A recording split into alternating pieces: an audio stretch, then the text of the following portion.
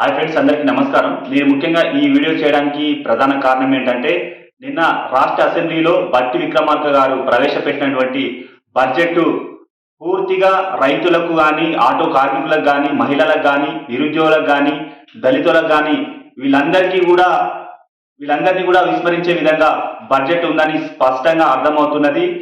ముఖ్యంగా టీఆర్ఎస్ ప్రభుత్వం తీసుకొచ్చినటువంటి పథకాల్లో భాగంగా దళిత బంధుని పూర్తిగా విస్మరించారు.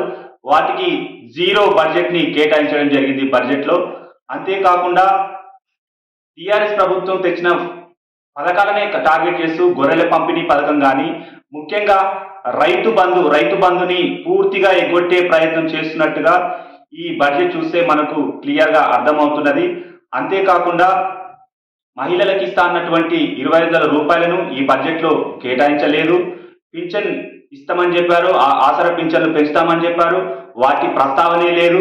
ఆటో కార్మికులకు సంవత్సరానికి 12,000 రూపాయలు ఇస్తామన్నారు, వాటి ప్రస్తావనే లేదు.